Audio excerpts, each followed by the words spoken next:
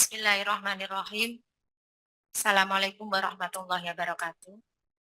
Yang saya hormati seluruh pimpinan DPR RI yang pagi hari ini sudah menerima kami jauh dari pagi,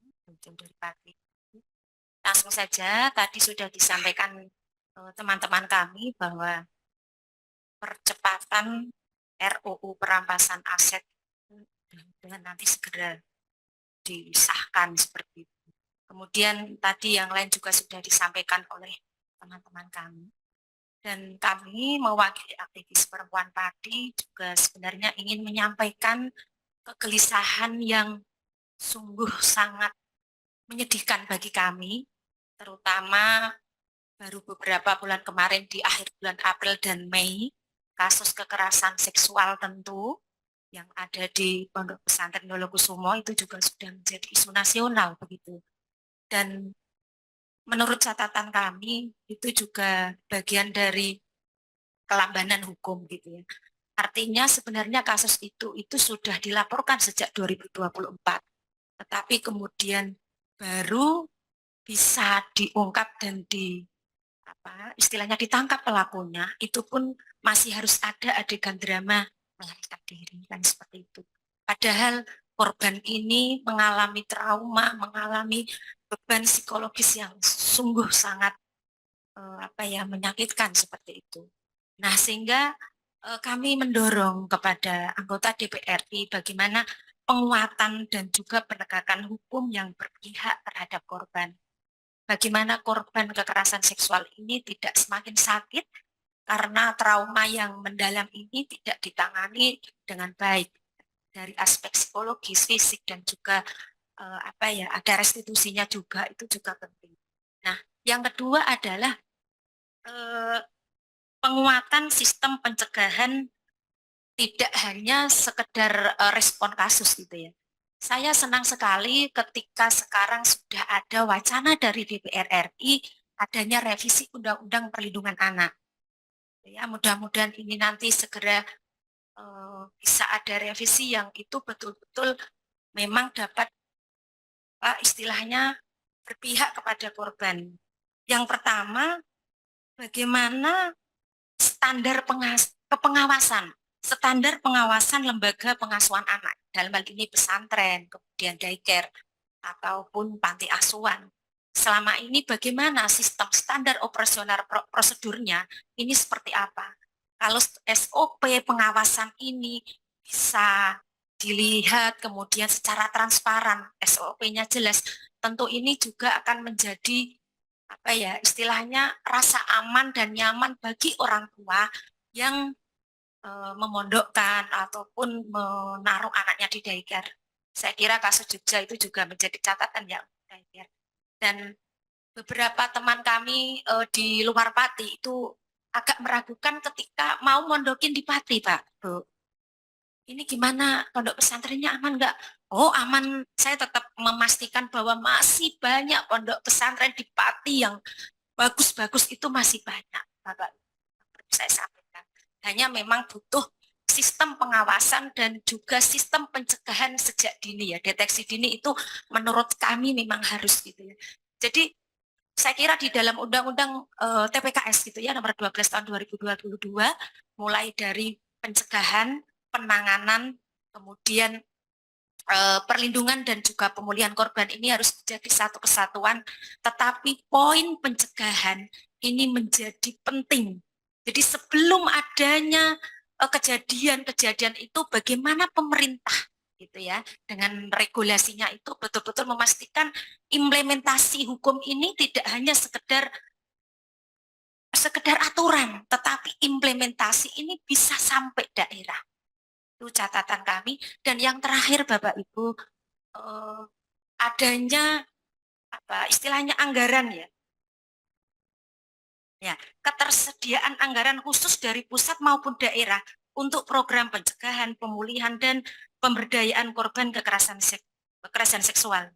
Jadi ini penting supaya di daerah ini juga ada anggaran khusus yang memang diperuntukkan untuk advokasi bagi pelayanan korban. Karena korban itu tidak hanya diselesaikan lewat hukum saja Pak, tetapi pasca itu pemulihannya ini menjadi lebih penting gitu ya. Dan rasa aman perlindungannya ini juga yang menjadi penting juga gitu. Agar ketika selesai kasus kekerasan seksual dia bisa masih hidup di masyarakat tanpa adanya diskriminasi dan juga victim blaming gitu. Saya kira itu Bapak Ibu yang bisa saya sampaikan. Terima kasih. Assalamualaikum warahmatullahi wabarakatuh.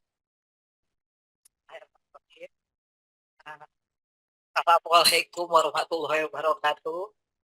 Bapak Ibu sekalian yang berkesempatan hadir pada hari ini, tentunya kami merasa berterima kasih bahwa kami dipercaya untuk Bapak Ibu sekalian untuk melaporkan apa kejadian yang ada di Pati berdasarkan laporan dari perwakilan tiga perwakilan tadi bahwa ada sekelompok kecil yang bisa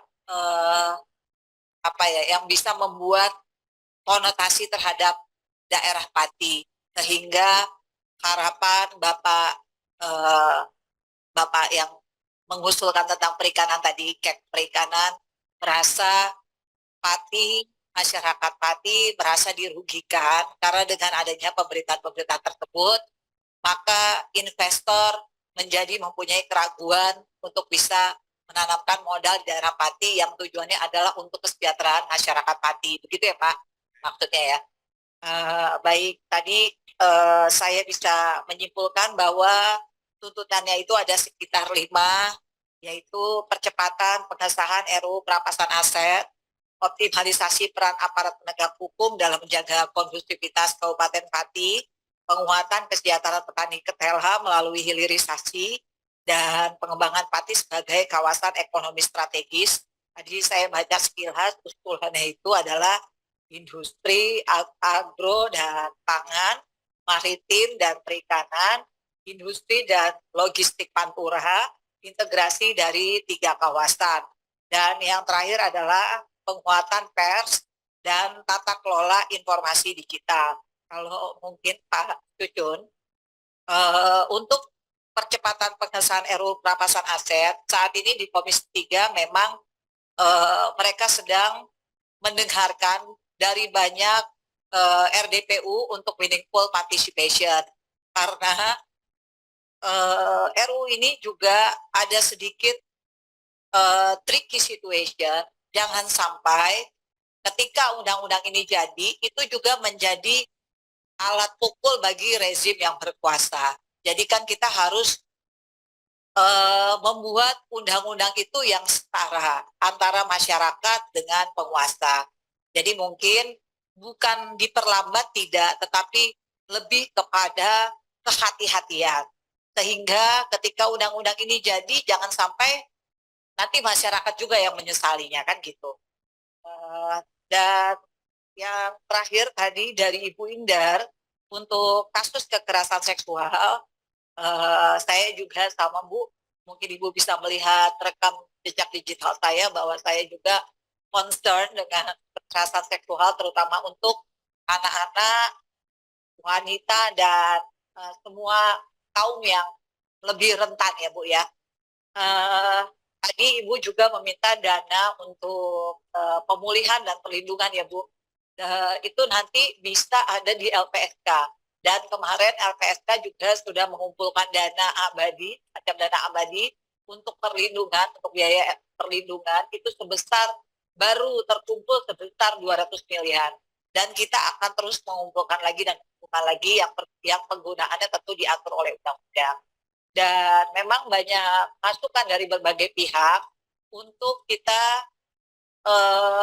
wacana RUU perlindungan anak ada revisi sedikit. Yaitu memang sudah banyak permintaan dari berbagai pihak dan DPR hari ini juga sedang mengkaji dan saya juga terlibat di situ. Ya mudah-mudahan nanti terus kita meminta masukan daripada